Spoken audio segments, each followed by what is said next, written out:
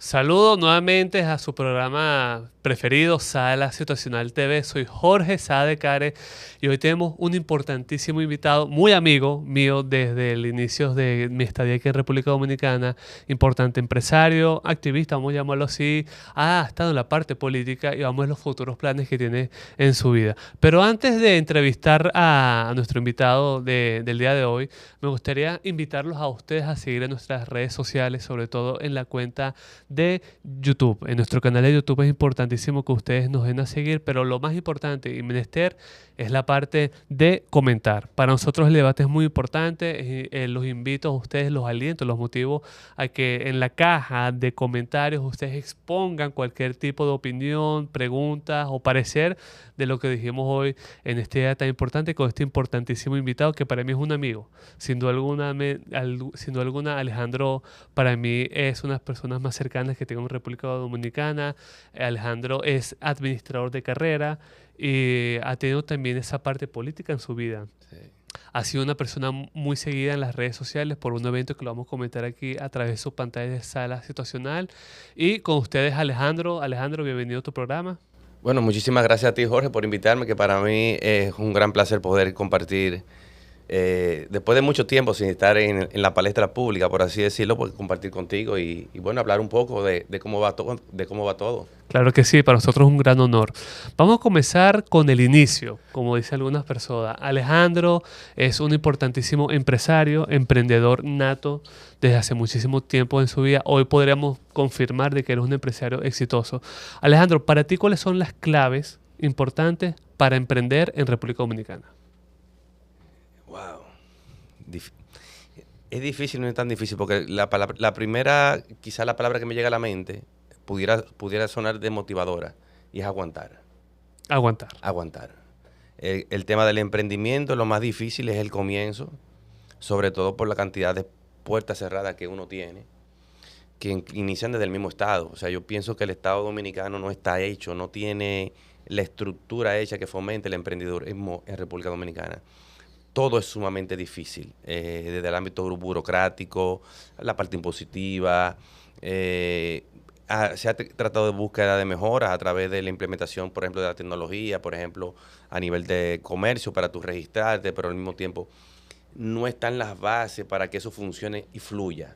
Entonces, tú de repente, por un procesito cualquiera, tú pierdes 3, 4, 5 semanas que no puedes hacer las cosas. Entonces, me parece que el principio es aguantar, perseverar, estar muy claro de lo que tú quieres, dónde te quieres ver mañana. Y vuelvo y te repito, la primera parte es aguantar, persistir y continuar hasta que tú logres tus objetivos. Porque nosotros vivimos en un mercado muy complejo. Y es complejo porque a nivel competitivo nadie nos regula. Entonces está todo el mundo haciendo lo que le da la gana. Y en ese proceso hay muchísimos oportunistas, muchísimas situaciones que se dan, muchísima gente con muchísimo dinero que no quieren dejar que la otra gente progrese y se meten en 60.000 áreas. Entonces, realmente la primera parte del emprendedurismo, claro, después más allá de tu primera idea o de la idea que tú puedas tener de algo, tú poder aguantar el proceso. Perfecto. Para llegar a ser un empresario tan exitoso, Alejandro, ¿tú crees que es más fácil hacerlo hoy en día o hace unos años, hace unos 5, 10, 15 años? Depende, eso es mixto. Quizá por una parte te podría decir que hace 5 años era más fácil, quizá desde el punto de vista impositivo, quizá la DGI era más flexible, era un poquito más fácil una primera empresa. El primer año de una primera empresa tenía un sinnúmero de facilidades, que si no tenías el anticipo, no tenías que necesariamente pagar el ITEVI por anticipado cuando tú traes una mercancía. Eso tú lo podías tener quizás hace 5 años. Sin embargo, hoy las redes sociales es un plus. Una gente que logra poder manejar bien las redes sociales puede tener un negocio en una esquinita pequeñito y de repente a nivel de volumen de venta puede ser un monstruo. Entonces, quizás hay un poco de las dos cosas. Desde el punto de vista de promoción, mercadeo y venta, hoy es más fácil porque solamente el que logre hacer ese clic con las redes sociales y sepa manejarla y configurarla bien, puede tener un negocio súper exitoso a un mínimo de inversión. O sea que pues yo diría que sumando y restando, hoy es más fácil. Antes tú tenías que hacer más cosas manuales, tocar más puertas, personalmente, tú yendo a los negocios, a los sitios, buscando, queriendo colocar productos, y ahora tú a través de las redes sociales, tú facilitas muchísimo el tiempo. Entonces, pudiera ser más fácil hoy. Con el tema de las redes sociales. Cualquiera se hubiese imaginado que sería más difícil hoy en día con el tema de la competencia. Pero siendo algo no coincido contigo con el tema de que las redes sociales facilitan Sí. ese tema de la comunicación. ¿Cómo ves la juventud hoy en día, Alejandro, con el tema de emprender, de llevar a cabo un negocio, de ser empresario? ¿Lo ves como entusiasma o los ves motivados o todo lo contrario? No lo veo para nada entusiasta. De verdad que la juventud de hoy debemos hacer nosotros, quizás los que estamos un poquito más adelante, un gran trabajo para poderlo encauzar, porque se ha vendido una idea errónea. Y la idea errónea es que se van a hacer ricos rápido. Y esa fórmula no existe. Esa fórmula se le puede dar a una que otra gente por diferentes circunstancias de la vida, pero en términos generales, para tú lograr ese dinero, tú tienes que trabajar duro en el tiempo. La fórmula mágica no está. Entonces creo que los jóvenes de hoy se desesperan. Pueden tener quizá una buena idea, pero inmediatamente no le están dando los resultados que quieren, lo sueltan. No tienen esa capacidad de aguante que quizás generaciones anteriores sí teníamos. Entonces, los jóvenes de hoy tenemos nosotros, lo que le llevamos un poco de años, tenemos que trabajar en ello y tenemos que tratar de hacerles entender que no todo lo que se ve también en las mismas redes es real. Entonces hay que trabajar un poco en la juventud de hoy, le hace falta mucho eso. O sea, le hace falta mucho que se motiven, que quieran triunfar, que quieran fajarse prolongadamente. Perfecto. Tras cámaras, estábamos hablando, Alejandro y yo, sobre el tema del desafío que tienen los jóvenes hoy en día. Bien, siempre ha habido un debate, Alejandro, sobre ser empleado, ser autónomo, ser empresario o ser inversionista. ¿Tú crees que es necesario ser empleado para ser un buen jefe o crees aventurarte una vez a la parte de ser empresario para lograr ese éxito económico? Yo pienso que todos los roles son importantes. Y yo pienso que la experiencia es fundamental y por ende el ser empleado te da una estructura. Cuando una de las cosas que muchas veces pasa, que yo a veces critico, es cuando tú ves en las empresas que buscan personal, dicen con experiencia. ¿Pero qué vamos a hacer con todos esos estudiantes universitarios que están saliendo de universidades si nosotros no le brindamos la mano para que tengan experiencia? Esos jóvenes universitarios, tú le dices que van a poner un negocio mañana y probablemente quiebren, porque no saben cómo. Vienen de unos libros, que los libros son perfectos. Y los libros te enseñan cómo deben ser las cosas de manera correcta. Yo en una de las maestrías que hice había un profesor que se llama Julio Cuello, que siempre él decía que lo interesante de cada libro es poderlo aplatanar a tu país. Porque donde se hacen esos libros, usualmente todo funciona. La seguridad social, el Estado, etcétera, la cantidad de inversión que hay que hacer. En nuestros países tercermundistas, eso no pasa. Entonces, tú tienes que tener la capacidad de tú agarrar esos libros y aplatanarlo a tu situación real de país y en función de eso poder desarrollarte. Entonces, obviamente, un estudiante universitario que recién se gradúa o una persona que no tenga la experiencia, es probable que si intenta poner un negocio lo termine cerrando. Bueno, no va a saber cómo. Entonces, para mí todo es necesario. Como también yo entiendo que todo el mundo no nace para ser empresario. Yo pienso que lamentablemente tiene que haber empresarios, pero tiene que haber empleados, porque si no las empresas ¿cómo se van a mantener? Entonces tiene que haber un poco de todo. Pero lo que sí vital es que el que quiera mañana tener un negocio debe haber vivido algún tipo de experiencia previa para que lo ayude a que su proyecto pues sea muchísimo más exitoso, aprendiendo de las cosas buenas que tuvo, el empleo que tuvo, y quizás de los errores que habían que no lo quiere cometer. Entonces, eso le da el verdadero feedback para poder tener un negocio, pienso yo, que exitoso. Perfecto, vamos a imaginar este caso hipotético. Alejandro, viene un amigo tuyo que está en Estados Unidos o en el exterior y te pregunta, ¿tú crees que sea oportuno ir yo a República Dominicana e invertir? ¿Lo ves sensato, lo ves idóneo hoy en día? ¿Tú qué le responderías a ese amigo tuyo sobre esa posibilidad de invertir en República Dominicana? Dependiendo qué área vaya a decidir. Porque aquí hay muchísimas áreas interesantísimas. Aquí, por ejemplo, la parte inmobiliaria, eso es súper interesante. Si tú hablas también, por ejemplo, de algo relacionado a la parte del turismo, también es interesante, porque nuestro país goza de un crecimiento año tras año con relación al turismo. Entonces, desde ese punto de vista, sí. Ahora, si llega aquí a comercializar productos, yo te diría que tiene que verlo bien. Porque aquí el mercado es muy desleal. Aquí la lealtad no existe desde el punto de vista de negocio. No de personas necesariamente, que tampoco la hay mucho, pero digamos a nivel de negocio. ¿Por qué? Tú compites contra los chinos. Tú compites contra los que están bien pegados en aduana. Y por ende, no pagan las aduanas correspondientes. Entonces, tú traes un producto cumpliendo todas las normas de la ley y tu costo para vender va a ser mucho más alto que el de todo eso. Entonces, tú vas a traer un producto a 100 pesos y probablemente un producto muy similar te lo va a tener en 70. Ya tú no tienes la capacidad de competir a nivel de precio. Ahora bien, si tú vienes con un modelo de negocio diferente, quizá tu enfoque el servicio, y tú tengas un costo de diferenciación, ¿por qué yo voy a buscar tu producto en específico? Yo creo que ahí sí hay muchísimas oportunidades. Porque nosotros también creo que una de las cosas del contrapeso que sí funciona es que, si bien es cierto que las redes sociales te pueden ayudar a vender un volumen, hace falta la humanización, hace falta algún tipo de negocio o producto que tenga que ver con el servicio, con el trato persona a persona, porque también hemos perdido un poco el contacto físico, quizás por la pandemia o por lo que haya pasado, pero bueno, entonces el que logra hacer un producto o colocar un producto a través de que tenga todas esas mezclas, sí sigue siendo interesante. En nuestro país, mal que bien, goza con una estabilidad económica. Si bien es cierto, podemos tener algún tipo de recesión, pero hay un nivel de estabilidad y permite tú hacer un sinnúmero de proyecciones. O sea, si tú tienes el capital suficiente o el deseo suficiente y la valentía, pues yo lo veo bien. Perfecto, hablaste de la situación del país.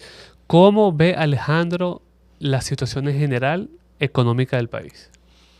¿Lo ves propicio para llevar a cabo el emprendimiento y la parte empresarial? ¿Está cuesta arriba?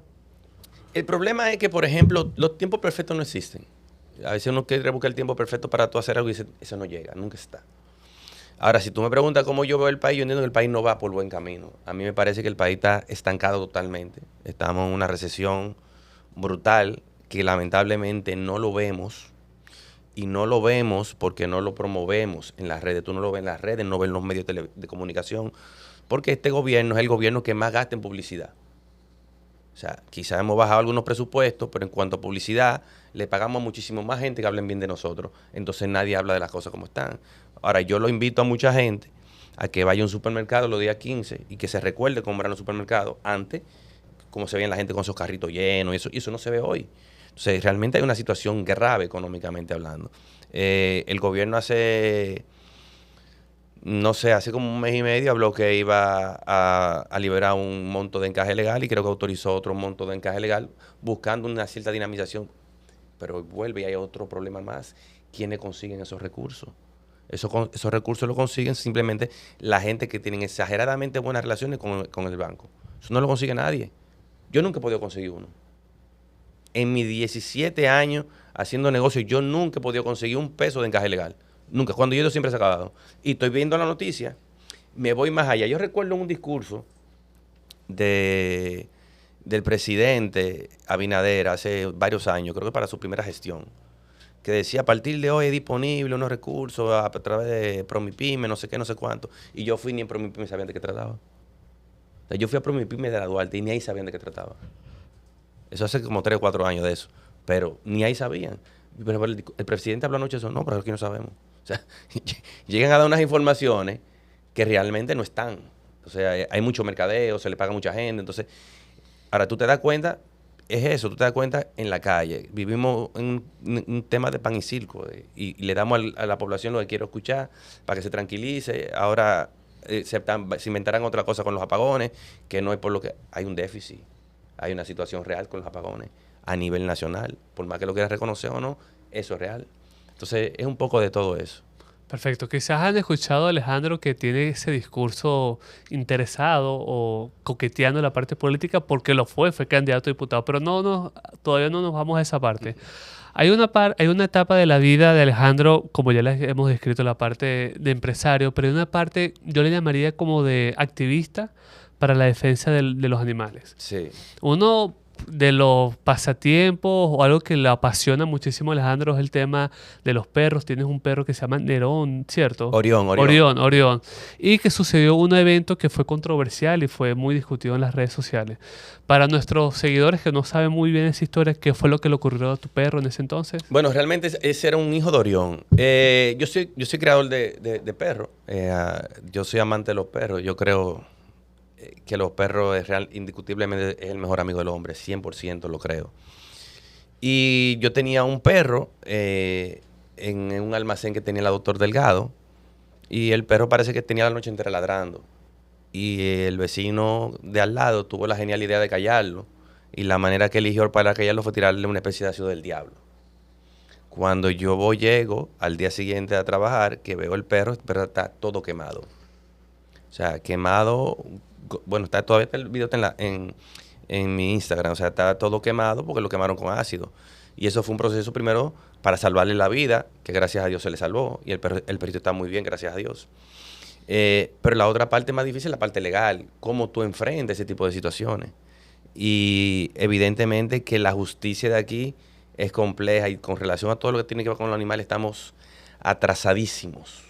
Porque al primero que no le importa es al fiscal. De eso te iba a preguntar, ¿cómo veías el tema judicial, legal con respecto a esos casos? No le importa para nada. Yo iba y me quejé, yo le daba seguimiento continuo, constante, y siempre era una cosa o siempre era la otra. Al final eran los videos y que el DICAT no daba la información. Al final el DICAT dio los videos. Se ve cuando lanzan con una pistolita esa como difusora de agua, cómo se tira el ácido y todo eso, pero al final no se le veía bien el rostro, pero nada más viven ahí al lado 2 personas. O sea, no hay que ser un genio, que si viven 2 personas, era las 12:30 de la noche, una de esas 2 personas de esa casa fue. Tú tenías que quizás haber ejercido un poquito de mayor presión, y yo estoy seguro que de las 2 personas, que era un hombre y una mujer, el hombre hubiese dicho que hubiese sido él o que fuera su mujer, estoy seguro, pero uno de los 2 fue. Pues después habían 3 niños. Entonces, pero fue desgastante, sumamente desgastante, al punto que al final uno termina abandonando el proceso.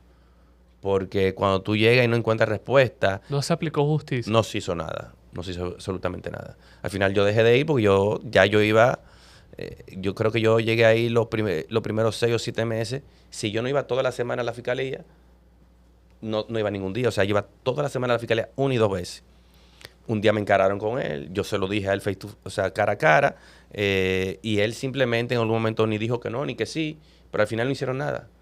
Porque el problema de la ley es que justamente en ese momento, para mala suerte mía, era que Miriam Germán había autorizado que a nivel de cualquier fiscalía se tomaran las querellas de los animales. Antes era en protección animal, ahí en la México, pero ya cambió eso, y ni los mismos fiscales sabían. Entonces, a los fiscales tampoco les importaba. Entonces, si nosotros no humanizamos primero a las personas encargadas de hacer velar por el buen cuidado de los animales, no vamos a conseguir nada. En estos días, no te vayas más lejos, en estos días un hombre se vio por la Nacaona, tiró desde a un perro, ¿cierto? A un perro de una azotea, de un quinto piso, y el perro se murió. Y al final le pusieron a pagar una multa y lo mandaron para su casa, no pasó nada. O sea... Aquí el maltrato animal como tal no tiene ningún castigo real, ni severo, ni en consecuencia de lo que estén haciendo. La otra persona que arrastró el animal no sé cuántos kilómetros que finalmente murió, también fue una multa que le pusieron irrisoria, que tampoco una multa porque cuando tú oyes que te ponen una multa o te ponen una fianza de 2 millones de pesos, al final tú pagas solo el 1%. Tú no estás pagando nada. Entonces, claro, al final no impacta nada. O sea, hay que hacer una revolución totalmente. Omar Fernández hizo un buen trabajo en ese sentido, impulsando la ley de protección animal, pero al final también se ha quedado corta a la realidad. Porque el problema aquí no es de ley, es de implementación. Mientras nosotros no hagamos un esquema que verdaderamente se cumplan las leyes y se haga valer el cumplir las leyes, no vamos a lograr, no vamos a avanzar como nación, como aspiramos, como queremos todos. O sea, va a ser imposible, porque yo creo que de leyes nosotros estamos más que bien. Ahora, ¿las hacemos cumplir? No. Ese por lo menos es mi apreciación. ¿Cómo fue el apoyo de las personas, de tus seguidores, en las redes sociales cuando tú publicabas los videos en torno a ese tema? Fíjate, en torno a ese tema, la población en particular, súper bien. Yo te puedo decir que inclusive hasta radical, porque mucha gente me pedía la dirección del tipo. O sea, muchas personas me decían, no vaya a llamar a la fiscalía, dime dónde fue, mándame la dirección, mándame fotos de la persona que lo hizo. O sea, mucha gente quiso inclusive agarrar como la justicia en sus manos. Pero tampoco yo creo que es justo. Yo creo que tú no puedes pagar un mal con otro mal. O sea, pues no estaríamos haciendo nunca un bien. Entonces, lamentablemente se quedó así. Él se terminó mudando también. Y nada, yo pienso que arriba hay un Dios que todo lo ve y pagará su factura. Él pagará su factura en su momento, cuando Dios decida. De hecho, eso te iba a preguntar, ¿qué aprendiste de todo ese evento que tuviste con el perro, con toda esa experiencia con el tema judicial, con el apoyo de las personas? ¿Cuál fue tu aprendizaje de toda esa situación? Bueno, yo entiendo que la población está más que consciente del cuidado que se deben tener con los animales. Me parece que esa es la parte más bonita. El apoyo, si necesitan algo para el perrito, con mucho gusto, si necesitan recursos, porque yo lo interné en una clínica privada, pero yo no necesito apoyo de nadie, gracias a Dios. Pero inclusive me ofrecieron como si yo quería hacer una especie de colecta Importante. porque el perrito duró casi un mes interno. Entonces, pero gracias a Dios no se necesitó pero hay mucha solidaridad. Yo creo que nosotros somos un pueblo bueno, que amamos los animales en su mayoría, en la mayoría de las personas. Esa es la parte positiva, con relación a la justicia, tristemente lo mismo que vemos, que la justicia se aplica dependiendo de tu grado de apoyo con algún estamento superior, alguien que baje una raya. Si no hay una gente que te dé ese espaldarazo, ese apoyo desde el poder, en el lugar que sea, un alto mando militar, un alto funcionario del gobierno o un alto funcionario dentro de la misma PGR, si no hay esa ayuda adicional, aquí no se consigue justicia. Perfecto. Les recuerdo a nuestros seguidores de Sala Situacional que yo conocí a Alejandro en su calidad de candidato a diputado. Sí. Bien, antes de que me respondas cuál fue tu experiencia en general como candidato en las elecciones del 2020, te pregunto, ¿volverías al tema político, Alejandro? ¿Sí o no? No lo sé. No lo sé porque es muy retador. Es muy retador y quizás no desde el punto de vista del trabajo. Es muy retador económicamente hablando. La política es muy bonita. Yo pienso que a la política le hace falta nuevos rostros que vengan de otras áreas. Que vengan de otras áreas, que no vengan necesariamente del que tenga mucho dinero, ya sea un banquero o algo por el estilo, sino gente que se haya formado, que haya tenido capacidad de estudio, que haya podido desarrollar quizá una empresa y pudiera dar una nueva visión a la política, porque lamentablemente a veces vemos que lo que tenemos como diputados nuestros, hay algunos bien y hay otros que no son tan bien. Entonces entiendo que deberíamos tratar de hacer un mejor equilibrio. Ahora bien, el impacto económico de la política es muy difícil. Yo creo que esa es la parte más difícil y cuando yo escucho y veo a una población que aclama justicia y que esté en contra de la corrupción, me da más cuesta arriba y va a sonar mal. El problema es que la política la han dañado y a la política le han metido mucho el dinero en el medio. Entonces ya la gente no vota ni por los valores, ni por la visión, ni por la propuesta, sino por el que le da el día a día la llamada logística. Entonces, esa llamada logística lo que ha hecho es un daño terrible y por eso vemos tanta gente en esas posiciones de poder que muchas veces hasta analfabetos son algunos. No saben ni leer ni escribir bien y son los que están en la Cámara de Diputados. Una locura. Pero son los que tienen los recursos para poder comprar los votos. Y es la misma población que exige la logística. Entonces estamos como en una encrucijada y queremos erradicar la corrupción, pero para poder erradicar la corrupción tiene que haber una política más lineal y que las opciones de poder, o sea, para tú poder acceder a un cargo electivo, mientras menos dinero involucre, mejor capital humano va a subir. Tú haces un análisis fácil, estadístico, por ejemplo, de los diputados. Los diputados te invierten 30, 50 millones de pesos y al final, durante sus 4 años de gestión, no va a cobrar 12 millones de pesos. Tú dices, ¿qué lógica tiene meter 30, 50 millones para al final sacar 12 si no está la corrupción involucrada? Entonces, la única manera que una gente invierte 30 o 50 millones de pesos para sacar 12 directo es por todo lo que hay por fuera, todo lo que hay en corrupción. Entonces, mientras esa formulita no cambie, la corrupción siempre va a estar ahí y siempre va a llegar capital sucio, siempre va a haber capital de droga, capital de toda índole, porque lamentablemente hay que pagar para llegar ahí. ¿Y qué te motivó a ti en tu calidad de empresario emprendedor a a sumergirte en ese mar de política en el 2020? Bueno, yo entendía que podía ser diferente, porque yo entendía que mi circunscripción, que es la circunscripción número 1, No, era la 2. no la 1, la 1. Ah, tú estabas en la 1. La 1, Cierto, sí, cierto. Distrito Nacional. Sí. Ok. Yo entendía que mi circunscripción, que era la 1, y sin que suene clasista, viendo desde el punto de vista de económicamente hablando, la circunscripción número 1 es un 80% clase media, media alta. Tiene apenas cerca de un 20% de clase baja. Entonces, yo entendía que esa clase media alta, pues podía votar por valores y un sinnúmero de cosas, y entendía que podía ser viable luchar en contra del sistema. Claro, al final me di cuenta que no fue así. Pero sí, pero fue muy interesante. Uno aprende bastante. Uno conoce verdaderamente la necesidad del pueblo. Y eso, por un lado, muy bonito. Al mismo tiempo, muy triste. Te das cuenta, mucha gente pasa muchísimo trabajo. También te das cuenta que pasan muchas veces trabajo porque quieren, porque es una fuente de ingreso. O sea, a veces el tú vivir en una condición infrahumana te permite a ti sacarle dinero a Juan, Pedro y a Miguel. Entonces, tú no quieres cambiar tu condición para tú poder seguir recibiendo el apoyo de Juan, Pedro y Miguel. Y es un poquito triste también. Pero es muy interesante. Nosotros como país, como circunscripción número 1, hay muchísimas cosas que se pueden hacer. Ahora mismo hay jóvenes que están haciendo medianamente bien su trabajo. Y eso también es quizá bonito. Pero creo que todavía hay mucha gente más afuera que puede hacer un gran cambio, que sería ideal que pudieran llegar.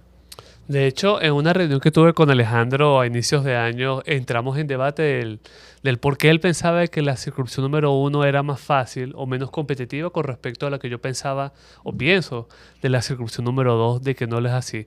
¿En qué diferencia ves? Ya lo destacaste en la 1, pero ¿cómo ves esa división de las circunscripciones en la capital? ¿Por qué pensaste que la 1, y lo piensas, es más factible llegar a una posición a pesar de lo que tú mencionaste y no en la número 2 o en la 3? Bueno, yo creo que al final, inclusive lo podemos ver, aunque no funcionó ahora en las últimas elecciones, sí funcionó en la primera. Yo creo que el vivo ejemplo de eso es José Horacio. José Horacio llegó a diputado y fue el diputado que menos dinero gastó en su momento, porque se enfocó en un segmento de la sociedad. Y ese segmento de la sociedad no necesitaba que le dieran logística. Al contrario, ellos mismos hicieron un esquema de apoyo para buscar esos votantes. Y dentro de su renglón fue el más votado. Y si tú calculas eso versus la cantidad de dinero que invirtió, pues no invirtió mucho dinero. Entonces, la circunscripción uno tiene eso, porque hay mucha gente educada, hay mucha gente con visión, que quiere propuestas, hay mucha gente que le gusta la música, la cultura. Entonces, cuando tú logras identificar el nicho, que fue lo que yo entiendo que él hizo, él identificó un nicho, él trabajó ese nicho y ese nicho le dio un apoyo brutal y él ganó su diputación. Tuvo la coyuntura también que se montó en una alianza estratégica que ellos hicieron en ese momento con el PRM en el 2020. con el PRM del 2020, principalmente Farideh Raful, que estaba en su boom, en popularidad. Entonces él se agarró mucho de ahí y logró, y pasó. Capitalizar todo eso. Capitalizó y pasó. Entonces, por eso digo, la circunscripción número 1, yo entiendo desde mi punto de vista que aquel que llega con una propuesta, que pudiera verse un liderazgo, que tenga un encanto, que logre realmente llegarle a las personas, pudiera pasar mucho más fácil que, por ejemplo, la circunscripción número 2 que tú dices. Para mí la circunscripción 2 es muchísimo más difícil porque para mí es basada solamente en tu capacidad económica, en qué tanto dinero tú tengas para tu estructura el día de. Entonces, esa es la diferencia. O sea, la 1 también tiene la facilidad que casi toda la 1 es totalmente digital. O sea, tú el que está ahí maneja un celular, maneja un WhatsApp, maneja un Instagram, maneja un Twitter, un YouTube. Entonces, la capacidad de promoción es más fácil en la 1. Ya en esos otros lugares que hay menos cultura, menos tecnología, porque también hay menos recursos, es más del tú a tú del día a día, De la calle, de la calle, caliente, del del terreno. caliente. Entonces, ahí pienso que el factor económico es fundamental. Te pregunté si volverías a la política, me respondiste que no lo sabes. Mm. Bien, pero ahora te pregunto si te arrepientes de haber sido candidato a diputado en el 2020. No, para nada. Para nada, para nada, para nada. De verdad que me siento que fue algo que yo debía haber vivido. Lo viví, lo disfruté, aprendí muchísimo. Aprendí mucho de la ciudad que yo no conocía, porque yo soy de zona colonial y creía que conocía mucho y realmente no conocía tanto. O sea, desde el punto de vista de conocimiento, de aprendizaje, no me arrepiento para nada. O sea, absolutamente. Y cuando te digo que no sé si volvería, eso habría que ver más adelante, que uno pudiera hacer quizás en un país, en un partido que pueda brindar mayores opciones, pudiera ser, y uno quizás en ese momento pues toma una decisión. De hecho, una de las propuestas que me acuerdo, Alejandro, cuando era candidato a diputado, tocas temas económicos del día a día de los empresarios, de los emprendedores y de los jóvenes. Eso demuestra como que tu incentivo y ese motivo que tenías con la población y que escuchabas lo que decía eso. ¿Crees que los empresarios deberían aventurarse en la parte política o deberían dejarle la política a los políticos? Yo creo que deberían entrar en la política, porque un empresario sabe muchas veces mejor que un economista cómo está la situación económica del país. Nosotros tenemos a veces muchos economistas que han estudiado mucho, pueden tener hasta PhD y todo eso, y realmente y te hablan con unos números y unas cifras, que si el Banco Central o que la ONE dice tal cosa, pero en el día a día, el que tiene un negocio sabe cómo está realmente la economía. Y no necesariamente porque tu venta estén directamente o indirectamente relacionados con lo que sube o con lo que baja, pero si tú eres un termómetro, tú estás ahí, tú lo estás viendo. Entonces yo pienso que el empresario tiene esa capacidad, además del aprendizaje, del conocimiento y de un sinnúmero de cualidades que se van desarrollando a través del tiempo, que yo creo que sería algo muy positivo que el empresario pueda entrar en la política. Sobre todo y pensando que no necesariamente va a llegar a la política porque se quiere enriquecer. Porque esa es otra de las cosas que pasan. Hay mucha gente que entra en la política, no porque quiera ser político, sino porque lo ve como una fuente posible de ser rico mañana. O sea, yo me voy a meter a político, consigo un cargo importante y yo me voy a hacer millonario. Entonces, yo creo que eso hay que cambiarlo un poco. Yo pienso que hay que cambiarlo un poco y debemos aspirar más personas a llegar al Estado con la visión de mejorar el Estado. Porque yo pienso que es fundamental que si todos ponemos un granito de arena, podemos hacer un mejor país. Y para hacer un mejor país hay que darle oportunidades a los que de una u otra manera han hecho mucho con poco. Porque la mayoría del empresariado dominicano, fuera de las 5 grandes familias, vienen de abajo. Entonces vienen de abajo y han logrado hacer muchas cosas. Entonces si tú tienes la capacidad de hacer muchas cosas para ti, es tratar de extrapolarlo, hacer muchas cosas más por la nación. Hemos visto como últimamente ha habido como menos apego o seguimiento a la política. Alejandro, ¿por qué lo piensas así? Del por qué ha incrementado los niveles de abstención. ¿Y cuál es tu mensaje a esa población jóvenes o que están alejadas de la política? Wow. Yo creo que el tema de la abstención es por la falta de credibilidad.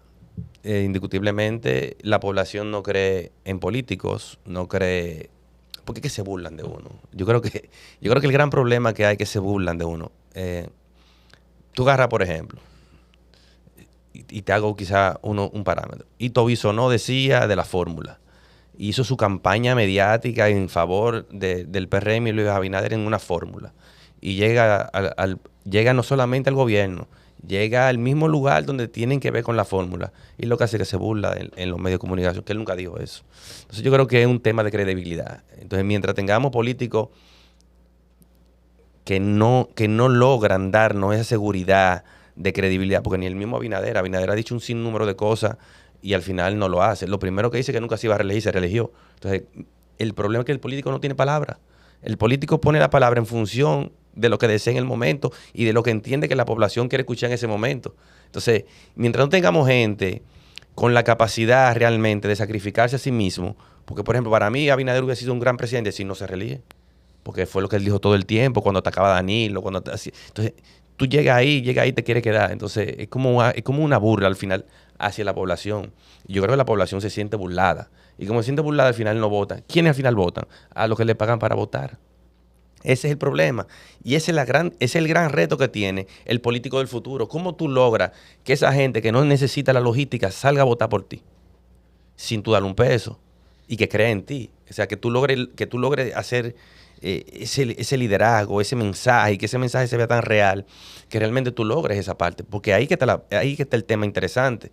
Porque mientras eso no ocurra, el dinero va a ser el dueño de la política. Y van a seguir entrando los capos.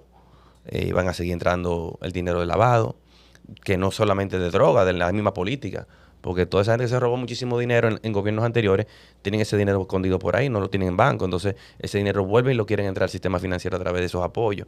Entonces, es ahí que está el tema. Yo creo que tiene que haber un liderazgo de credibilidad, de entusiasmo, de gente que pudiera no verse más de lo mismo. Y tu mensaje a los jóvenes que están alejados o no les motiva nada el tema de la política, ¿cuál es tu mensaje para motivarlos, invitarlos a que se integren a este mundo? Bueno, que a veces quejarse no funciona. Que la mejor manera de tú hacer la cosa es involucrándose. Porque cuando tú nada más te sientas de una esquina, quejarte es muy fácil. Ahora, cuando tú te involucras y tú trabajas para que las cosas sean diferentes, tú el día de mañana puedes tener un país diferente también. Nosotros tenemos juventud que puede hacer de República Dominicana un país aún mucho mejor de lo que es muy bueno. Pero tienen que involucrarse, hay que salir de la zona de confort, hay que salir de la zona mediática, de que el dinero llega fácil o el éxito llega fácil, porque no llega fácil. Y mantenerlo aún es más difícil. Si lograse llegar, mantenerlo aún es más difícil. Ya para terminar, si quería comentarte sobre las elecciones del 2028. Si hay una persona con quien me ha gustado mucho hablar este tema, ha sido contigo. ¿Cómo tú ves la campaña para el 28, Alejandro? Tú que eres tan directo y sin pelos en la lengua, ¿cuál es tu lectura de lo que nos depara en las próximas elecciones? Interesantísimo. Yo veo el 28 interesantísimo. En el PRM una disputa importante, que hay que ver cómo se va a desencadenar. Más allá de los candidatos que puedan subir o aspirar en el PRM, para mí son dos muy claros, que es Carolina y Collado. ¿No ves a Raquel en esa...? No. Yo no veo a Raquel en esa... En una capacidad de doblar, de fuerza, de doblar pulso, yo no veo a Raquel ahí en esa contienda. Ni un tercero que aparezca a mediados del 26, del 27. Viéndolo desde el punto de vista hoy, yo diría que los candidatos del 28 son o Collado o la actual alcaldesa. Sin embargo, hay un punto, yo te lo traté un día, que me parece interesante que le he dado seguimiento, y es Wellington Arnaud. Wellington Arnaud quizá externamente o mediáticamente hacia afuera no luce como un posible candidato. Sin embargo, a nivel interno el PRM como estructura pudiera estar mejor que los dos. Entonces hay que ver qué el PRM va a decidir o cómo el PRM va a hacer la elección del candidato. Porque si hace... por convención, si por encuesta. Si es por encuesta, porque si por encuesta engañan a cualquiera. Pero si es por una convención real, como obligó Guido en su momento, si es por una convención real, pudiera haber sorpresas, pienso yo. Después de ahí, el PLD yo no lo veo con ningún tipo de posibilidad de nada. Puede subir quien suban y ahora mismo el PLD lo veo muy desmoralizado. Yo creo que la lucha del PLD ahora mismo es tratar de volver a ser un partido un poco más fuerte. Ese debería ser su objetivo. Sacar más votos posible, ya que quedó en un tercer lugar. Y en la fuerza del pueblo sería el candidato o los candidatos aspirar a la presidencia. Si tú me preguntas a mí qué yo pienso... Pero esos candidatos tienen un solo apellido, ¿verdad? El mismo apellido. Padre e hijo. Si tú me preguntas a mí qué yo pienso,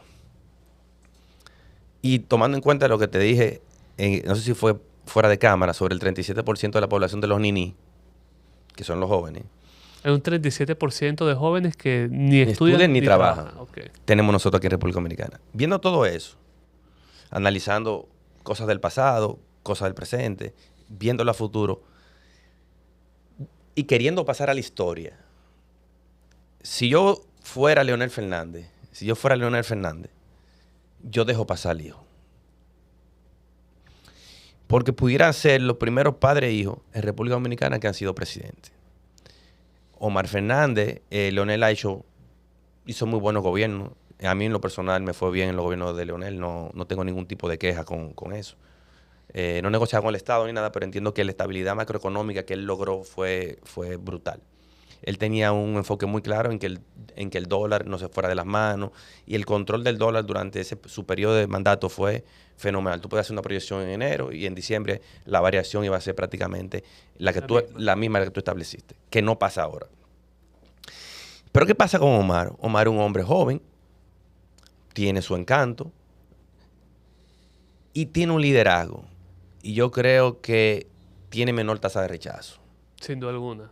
Porque una de las cosas que Leonel tiene un buen liderazgo, tiene una capacidad mediática, de alocución brutal, pero tiene una tasa de rechazo un poco más alta. Entonces yo, si quisiera ir un tiro seguro, yo fuera hacia Omar, y yo entiendo que Omar pudiera ser una gran sorpresa, porque no podemos olvidarnos que Omar le ganó al Estado. En la capital. Al Estado. No fue que le ganó a Guillermo Moreno, le ganó al Estado, le ganó a Abinader. Porque Abinader se agarró a Guillermo Moreno y lo cargó. Lo cargó el de aduana, lo cargó Raquel, lo cargó la hija de Hipólito. O sea, toda la estructura estatal cargó a Guillermo Moreno. Y a la estructura estatal él le ganó. Entonces creo que un candidato interesante. A pesar de que en varias oportunidades el mismo Omar ha dicho de que no va y lo ha apoyado su padre de que él sí va a la presidencia, ¿crees que sería oportuno dejar al hijo pasar? Es que eso ellos lo van a analizar con el tiempo. O sea, al final del día ellos quieren volver al poder. Y yo entiendo que cuando hagan sus estudios de mercado, de encuestas y de cómo ven la cosa, ellos tomarán sus decisiones. Omar, obviamente, por respeto político, número 1, tiene que hablar de esa manera, y por respeto de hijo, 2, tiene que hablar de esa manera. O sea, no hay forma que Omar pueda tener un discurso diferente, porque él no va a enfrentar a su papá de entrada, y menos al líder de su organización. Entonces yo creo que es un discurso normal, también dándole respeto a la jerarquía y entendiendo que el líder supremo de la Fuerza del Pueblo es Leonel Fernández. Eso no se discute. Entonces yo creo que un poco también de ellos dos, del juego de los dos, y un poco del morbo que genera, como hicieron un día pasado una entrevista entre ellos, eso es parte de la población, es como dándole el circuito a la población que necesita para mantenerlo entusiasta. ¿Y quién es que va ahí? El papá del hijo lo mantiene en la boca de todos. El morbo ahí. En el morbo, en la boca de todos, y al final tomarán su decisión, que entiendo yo debe ser la que yo te dije, pero ellos sabrán. Perfecto, y con esas palabras nos despedimos de este programa importantísimo, Alejandro. Para nosotros fue un honor tenerte acá. De antemano, ante las cámaras, te comprometo a otro episodio que vas a estar aquí con nosotros profundizando el tema político. Y me gustaría que en las cámaras dijeras cuáles son tus redes sociales, dónde te podemos conseguir y demás. A través de A Domínguez RD. A Domínguez RD, Instagram, A Domínguez RD, Twitter. No estamos muy activos en estos momentos, pero esas son las redes. Quizás con este video ayude un poco a movilizar. Sí, puede ser que me movilice y me motive también un poquito a entrar un poquito de nuevo más en el ámbito público. Claro, bueno, muchísimas gracias. No me queda más que despedirme de ustedes de Sala Situacional, y no me queda que darles la oportunidad a ustedes a que comenten en la caja de YouTube para incentivar el debate de este gran episodio. No me queda más nada sino despedirse. Hasta entonces.